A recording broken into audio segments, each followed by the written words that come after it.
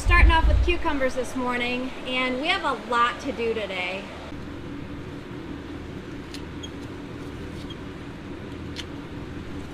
We like to pick the cucumbers in the morning, just like anything else. That way it's fully hydrated and they stay nice and crunchy. Make sure you harvest your cucumbers at least every other day, because if you leave them on the plants too long and they get too big, the plant will give all the moisture to the bigger cucumbers, and then your baby ones will start to shrivel up. These cucumbers over here are not quite ready. You can see they're still a little bit on the short side, not quite as long. This guy needs maybe a couple more days because he's got to fill out a little bit more. And like this guy will probably be ready tomorrow. He's almost ready to go.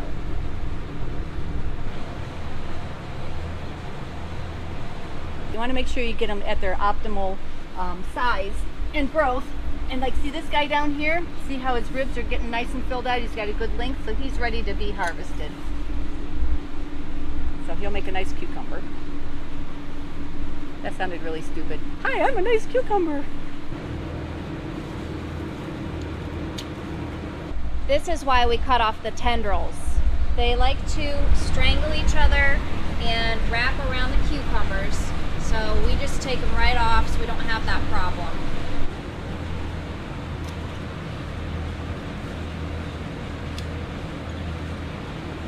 We're gonna grab some beans off the plants quick. And I know we keep saying we're gonna rip these out and compost them, but they keep producing. They keep putting out flowers and little beans. And we really like having the beans in the freezer for all year. So we're gonna let them go for a little bit longer. It's like seek and find.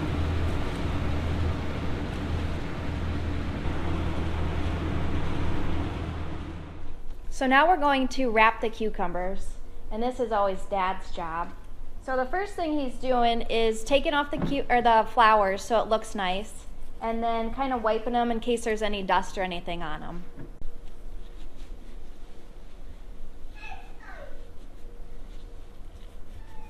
So what we have is some double layer food grade plastic shrink wrap, and then this is a heated sealer.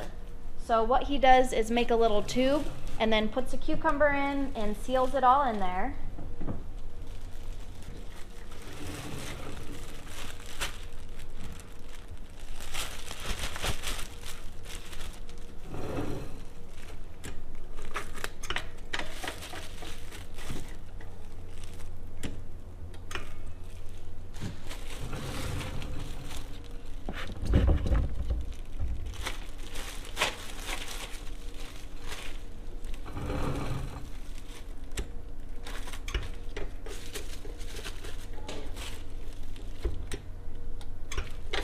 Next step is taking the heat gun and getting it all shrunk around the cucumber. And he just does just enough to shrink the plastic, but not enough to actually heat up the cucumber.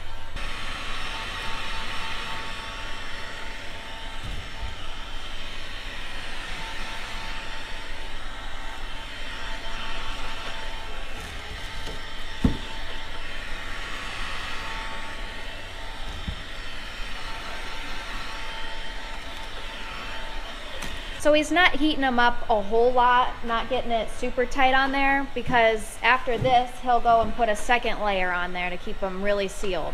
Also, in between layers of plastic, we put the labels on the cucumbers, and it has our UPC code on there so that way they can be tracked. And all of these cucumbers will go to Yellowbird's online store.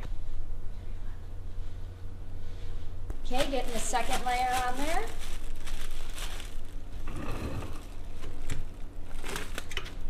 So the reason why we put the plastic wrap on the English cucumbers is because they have a really thin skin, and after they're picked, the moisture starts to transfer out, so then they get really mushy. So by doing this, it keeps them fresh for a long time, and that's why you see them wrapped this way in the stores.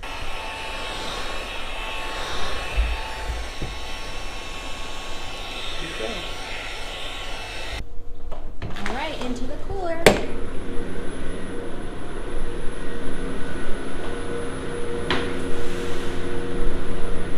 Okay, now I need to tackle this jungle, and these are the Rebelski tomatoes. So they need another clip to the strings and they need the suckers taken off, and they need pollinated. These yellow cards that are around the greenhouse, Mom put these up the other day, and they're sticky. So the idea is that bugs will stick to them, and that way we can tell if we have any pest issues. Nothing on there. It's good. This is the easiest stage to work on these when they're at standing height. Okay, everybody got another clip, and I like to do that first. That way I can see a little bit better when I go to cut off the suckers. And one thing about this variety, the Rebelskis, is that they do put out a lot of big suckers. So it's important to stay on top of them. But we really like them because they make a big, dense red tomato with a really shiny skin, just a really pretty color. And another thing about this variety, where was it, is they like to do twin tops. So when that happens, you just pick one, try to pick the biggest one, and then just cut one of them off.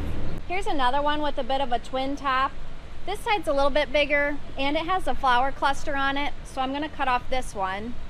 And then a few of the tops are kind of droopy, kind of wimpy right now, but it's the heat of the day. Mom noticed it too, so she's gonna come here in a second and turn up the nutrients, give them a little bit more moisture.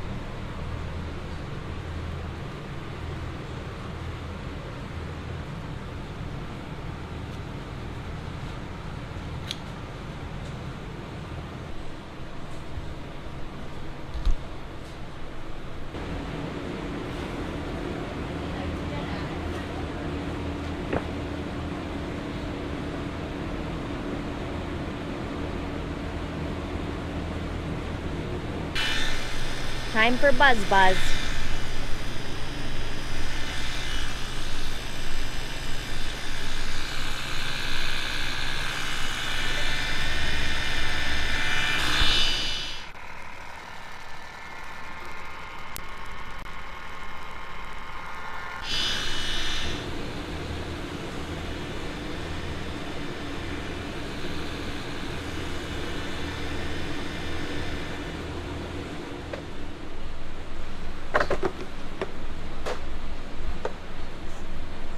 Picking some spinach for our lunch today.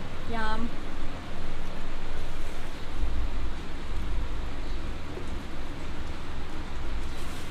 It's been a while since we've had microgreens, so Mom started some pea shoots. And down on the other end is some micro broccoli.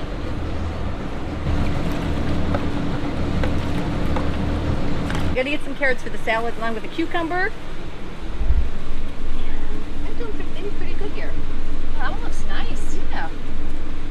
Not too bad. So, got some carrots, cucumber, and kale and spinach for our salad today.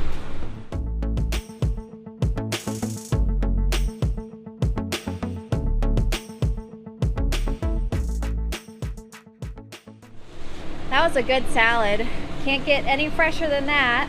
But we're out here back in the greenhouse, and we're gonna get started with the peppers. We need to get all of these into grow bags. So Mom is mixing up some perlite and vermiculite. So I'm pouring everything here in front of the exhaust fan so all the dust goes outside and we don't breathe it in.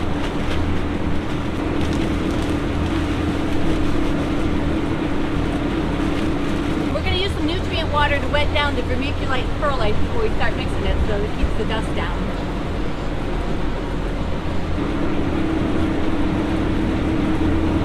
Got it now? Good job. Gotta get it all in the corners and breathe it. Yeah. Nice.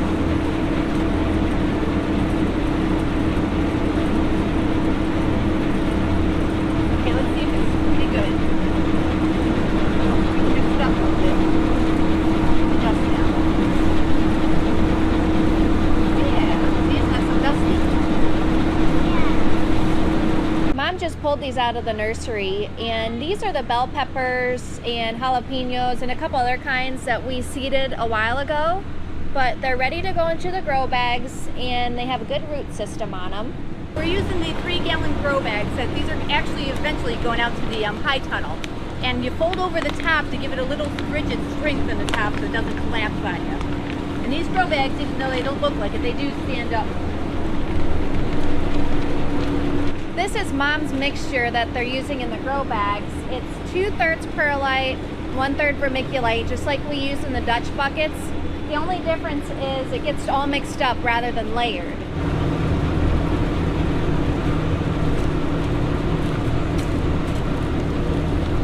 Good job.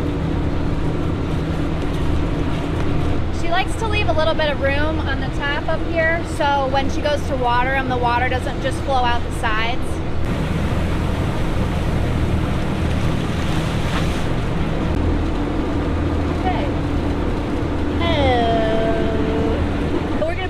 Bag, and you want to get them in the bags before the roots really get massive and you have to rip them apart, because you know how that stunts them. So yeah, 2 per bag. There's plenty of room for them in here. And when we get them out to the high tunnel, then we'll put bobbins down to them and string them up so they grow nice out that way, and we'll keep them trimmed up, and Devin will have a video on that and how to trim up the peppers. So Mom went ahead and marked the type of pepper on the side of the grow bag with permanent marker. And now she's planting them in there, and we are starting them in this greenhouse and eventually going to move them to the high tunnel. We want to keep them in here though for now, because we have a cold snap coming in a couple days, and then in Ohio you never know what the end of March or beginning of April is going to do. Oh, these guys got a bigger root mass. This is Sprinter. I'm not sure what it is, but it's Sprinter.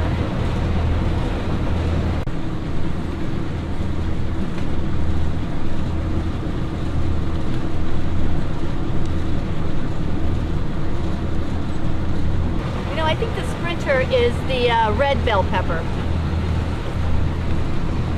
And you notice the leaves here? They don't look really pretty because they've been in the nursery channels with the lettuce formula.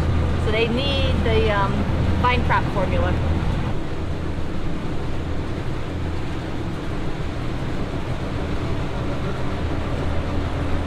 How many bags did you do? Day on. Another option, especially for people that don't have a lot of room, is to take whatever they started in the cubes and then transfer them to something small like a solo cup or something, and then go to the grow bags once it warms up if you have an unheated greenhouse.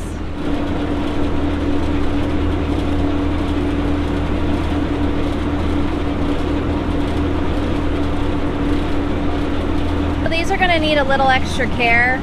We're just going to hand water them for now and worry about the emitters, putting them in once we get them out to the high tunnel. We still have the hot peppers going in here, the Carolina Reapers and the habaneros, and it looks like they're about ready to go to the nursery. And I had a really nice commenter remind me that for those super hot peppers, you have to keep them separated or else they cross-pollinate. So we are going to keep one in the big greenhouse and the other kind out in the high tunnel. Mom's got some cauliflower heads ready. She's getting some harvested. Oh, it what do you looks think? Good. Look at that. It's nice. Want to take them home? Yeah. Okay.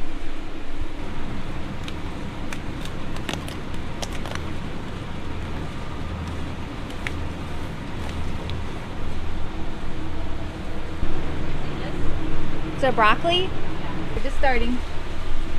I never really grew broccoli and cauliflower before, so this is kind of a new thing for me to try.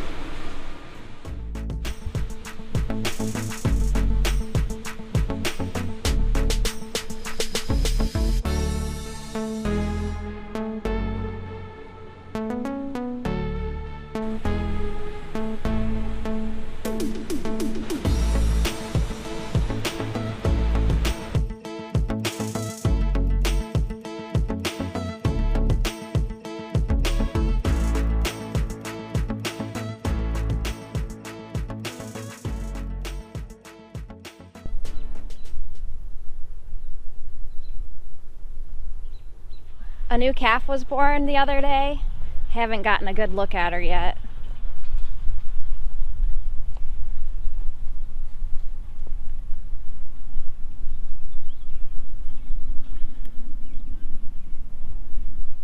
She's just 5 days old, but she's doing pretty good.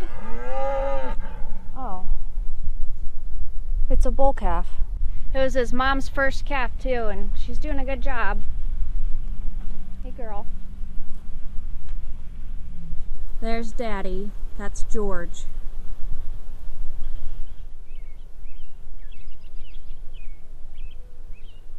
Well, I haven't shown down here for a while, but I got the third crop into the Desktop NFT system. And the second crop ended up being pretty good. It was that bok choy and the butter lettuce, so I enjoyed all of that. But this time I planted some more bok choy back here, and I also did some muir lettuce. So I'm pretty curious to see how the muir lettuce turns out because it's a leaf type, while the butterhead was a head lettuce, so hopefully it'll be good. Alright guys, finally sitting down for the evening. I got myself a cauliflower snack here, so I'm gonna go enjoy that. I hope you had fun hanging out with us today, and we'll see you again soon. You want to taste it? Yeah. Okay. Here. Broccoli. Cauliflower. Oh, wow.